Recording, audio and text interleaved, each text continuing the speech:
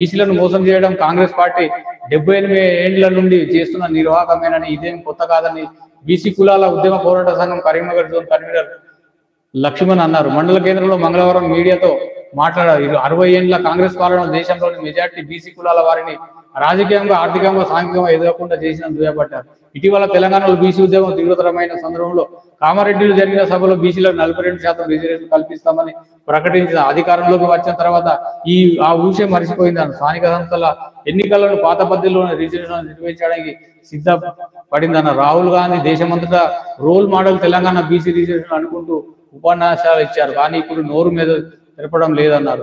వాస్తవానికి రాహుల్ గాంధీ మరి దేశవ్యాప్తంగా ఉద్యమం చేయాలి దీని మీద. బీసీలకు ఈ తెలంగాణనే కాదు, తెలంగాణలో ఏమో 42% గెలిస్తే ఇస్తా అని అన్నారు. మరి పార్లమెంట్ లో మాట్లాడేది లేదు, మీ ఎంపీలతోటి ఉద్యమం చేయించేది లేదు.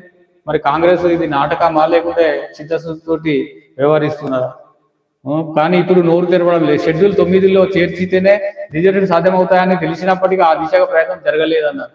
ఇప్పటికైనా పార్లమెంట్ సమావేశాల్లో బీసీ రిజర్వేషన్ బిల్లును ప్రవేశపెట్టాలన్నారు. ఈ కార్యక్రమంలో బీసీ కులాల ఉద్యమ పోరాట సంఘం కన్వీనర్ కోడూరి చంద్రయ్య, మాజీ సర్పంచ్, మాజీ ఎంపీటీసీ, ఉమ్మడి ఆదిలాబాద్ జిల్లా కన్వీనర్ కడార్ల నర్సయ్య, మాజీ సర్పంచ్ నైనాల్ తిరుపతి, బీసీ సంఘం మండలాధ్యక్షుడు గూడ అశోక్, ఆర్టీసీ ఎంప్లాయీస్ యూనియన్ నాయకులు మొత్తానికి మాజీ అధ్యక్షులు గుడ్ల రాజన్న, కానాపూర్ కన్వీనర్ పురుషోత్తం అందరూ నిన్న పాల్గొని బీసీలను మోసం చేస్తున్నారని, మరి వాస్తవానికి మోసం జరుగుతుంది. మోసముకు ఎన్ని రోజులు మనము భరించుకుంటూ ఉంటామో అన్ని రోజులు మోసం చేస్తూనే ఉంటారు పార్టీలు. కాబట్టి మోసం జరగద్దంటే మనము చైతన్యవంతం కావాలి. ఇప్పటికైనా తెలియాలి బీసీలు ఏ రకంగా నష్టపోతున్నారు. ఒక రాజకీయంలోనే కాదు, ఎన్నో రకాలుగా మోసపోతూనే ఉన్నాం, మోసపోతాం కూడా. చైతన్యం రాకపోతే ఖచ్చితంగా నిన్న అదే విధంగా హత్య కేసులో నిందితుడికి జీవిత ఖైదు, నిన్న ఒక మర్డర్ కేసులో నిందితుడికి జీవిత ఖైదు నవ తెలంగాణ. సిర్పూర్తి పోలీస్ స్టేషన్ పరిధిలో ఒక వ్యక్తిని హత్య చేసిన కేసులో నిందితుడికి జీవిత ఖైదుతో పాటు 10,000 జరిమానా విధిస్తూ ఆదిలాబాద్ SC/ST కోర్టు ప్రధాన న్యాయమూర్తి నిన్న వివేక్ తీర్పు వెలువరించినట్టు SP నితితా పంత్ తెలిపారు. 2019లో సిర్పూర్తి పరిధిలో రైల్వే బ్రిడ్జ్ నిర్మాణ నిమిత్తం ఉత్తరప్రదేశ్ రాష్ట్రానికి చెందిన ఓం ప్రకాష్ తన గ్రామానికి చెందిన కొందరు వ్యక్తులను తీసుకువచ్చారు.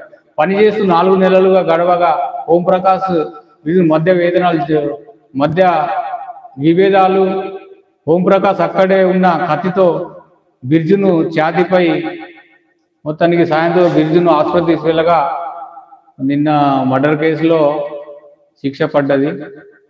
తోటి వారి సాయంతో బిర్జును ఆసుపత్రికి తీసుకెళ్లగా మరణించారు. అప్పటికి సిర్పూర్తి SI మధుకర్ కేసు నమోదు చేశారు. కోర్టు లైజనింగ్ అధికారి SI ఈశ్వర్ సింగ్ సాక్షులను హాజరుపరిచారు. పబ్లిక్ ప్రాసిక్యూటర్ రమణ్ రెడ్డి సాక్షులను విచారించి నేరాన్ని రుజువు చేశారు. దీంతో న్యాయమూర్తి నిందితులకు ఓం ప్రకాష్ జీవిత ఖైదు 10,000 జరిమానా విధిస్తూ నిన్న మొత్తానికి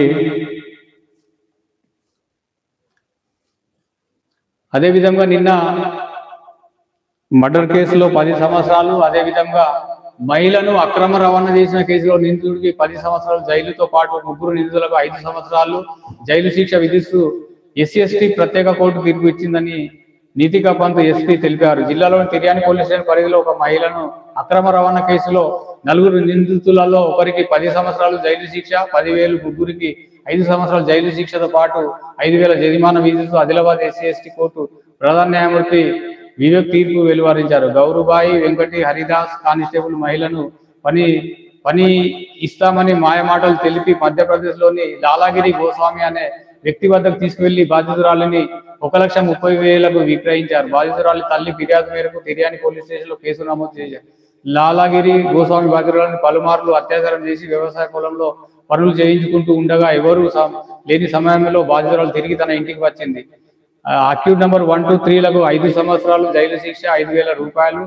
A4కు లాలాగిరి గోస్వామి 10 సంవత్సరాలు జైలు శిక్ష, 10,000 రూపాయలు జరిమానా. అంటే మొత్తానికి ఈ అక్రమ తీసుకపోతోటి నిన్న శిక్షలు పడ్డాయి. అదేవిధంగా నిన్న బీసీలను మోసం చేస్తున్న ప్రభుత్వాలు, పోలీసులు అడ్డుపెట్టి ఉద్యమాన్ని ఆపలేరు. BCJC జిల్లా చైర్మన్ రూప్నార్ రమేష్ బీసీ ఉద్యమం